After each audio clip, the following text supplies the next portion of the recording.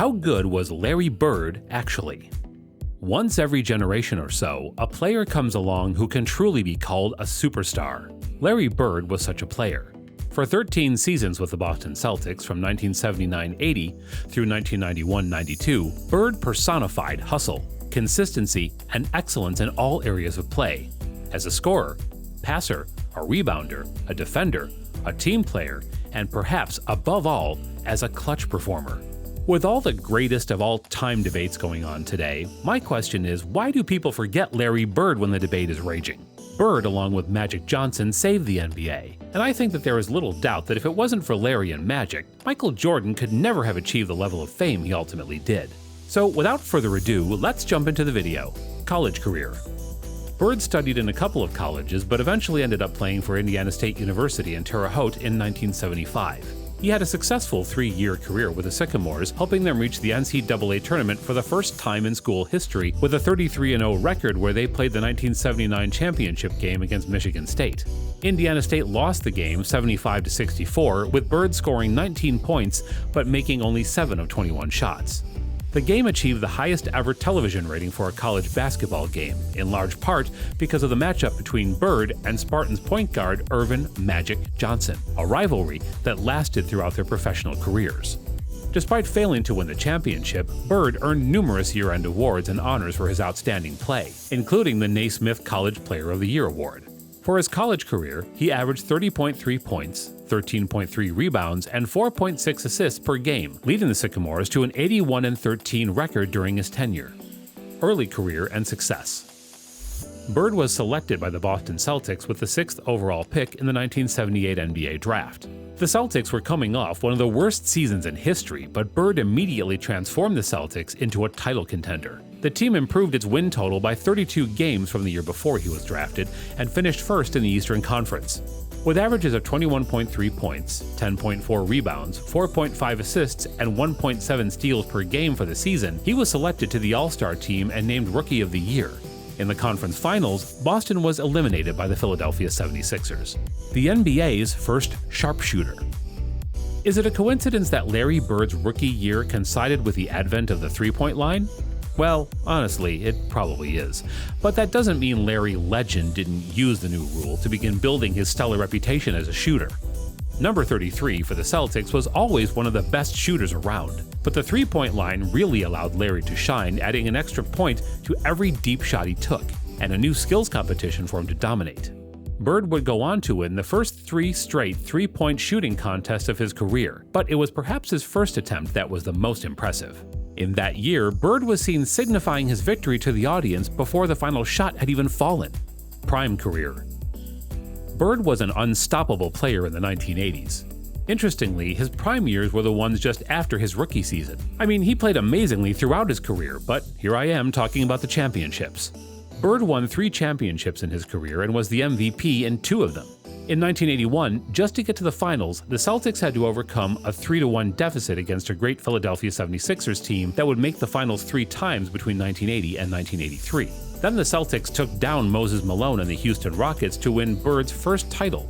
He averaged 21.9 points, 14 rebounds, 6.1 assists, and 2.3 steals per game for the postseason, and 15.3 points, 15.3 rebounds, and 7 assists per game in the finals. In 1984, the Celtics won what many feel was the greatest NBA Finals series ever played against one of the greatest teams in NBA history in Magic and Kareem's Los Angeles Lakers. Bird was named MVP of the 1983-84 season with averages of 24.2 points, 10.1 rebounds, 6.6 assists, and 1.8 steals per game. He was also named Finals MVP behind 27.4 points, 14 rebounds, and 3.6 assists per game. In 1986, the Celtics took down the Twin Towers of the Houston Rockets to win Bird his 3rd title. In the playoffs, the Celtics lost only 1 game through the first 3 rounds en route to a matchup against the Rockets in the finals. In Game 6 of the Finals series, Bird recorded a triple-double of 29 points, 11 rebounds, and 12 assists as the Celtics won the Finals series 4-2 against the Rockets. Bird averaged 24 points, 9.7 rebounds, and 9.5 assists per game for the championship round, with averages of 25.8 points, 9.8 rebounds, and 6.8 steals with 2 steals per game. Bird became the third player in NBA history to win 3 consecutive MVP awards.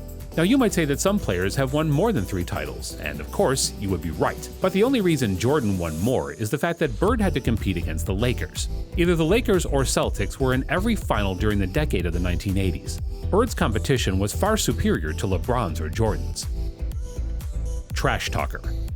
Some people may not know this about the lanky legend, but Larry Bird was a world-class trash talker. So not only was he able to beat most players on the court, but he would tell them about it after. In one of the most brazen examples of Bird running off at the mouth, he once shouted at legendary Pistons coach Chuck Daly, "Who's guarding me, Chuck? Who? You better put someone on me or I'm gonna go for 60." The player assigned to cover Bird was none other than a young Dennis Rodman, one of the greatest defenders in the history of the NBA. There were a lot of big talkers in the NBA's history, but none of them backed it up quite like Larry Bird. He got inside the heads of his opponents and stuck around by incensing them with his constantly running gums. The most versatile. A few players have come into the NBA with the ability to play every single position on the floor. Magic Johnson, LeBron James, and Anthony Davis all fit that mold. So does Larry Bird. But along with being a former NBA All-Star, NBA MVP, NBA All-Pro, Hall of Famer, Defensive Player of the Year, scoring champion, and pretty much every other accolade a player can attain, Larry Bird has also been the NBA's Coach of the Year and Front Office Executive of the Year, not to mention a professional and collegiate Hall of Famer. A lot of players have been called versatile in the long history of the NBA, but none have exemplified the word quite like Larry Bird. He could run all 5 spots on the floor with competence, as well as run a playoff-caliber team at every level of the hierarchy. Individual achievement. Bird's individual numbers alone place him among the most skilled basketball players ever. Over the course of 13 seasons, the forward averaged 24.3 points, 10 rebounds, and 6.3 assists per game. He also maintained an impressive efficiency, shooting 49.6% from 2-point and 37.6% from 3-point range during his career. Bird was arguably at his best when the pressure was on. As a result, he's often considered the most clutch basketball player ever on both the offensive and defensive ends of the floor. Analysts frequently point to Bird's triple-double in the final game of the 1986 NBA Finals as the perfect example of his dominance. The Indiana native earned many individual awards during his career, starting with Rookie of the Year in his first season. Bird went on to win 3 consecutive MVP awards from 1983 to 1986. This achievement puts him in rare territory. Only 2 other players in NBA history have won 3 straight MVPs, Wilt Chamberlain and Bill Russell. He was also selected to 12 All-Star teams, 10 All-NBA teams, and 3 All-Defensive teams. Bird also holds the distinction of being the first player in the so-called 50-40-90 club. In other words, he shot 50% from the floor, 40% from 3, and 90% from the free throw line. Only 7 other players have achieved this. All in all, Larry Bird is one of the greatest players of all time, and every time someone talks about who the greatest ever or GOAT is, then Larry Bird's name should be on it. So guys, that was it for today's video. Let me know in the comments below about what you think about Larry Bird, and do you consider him to be among the all-time greats? Do leave your opinion, and peace out.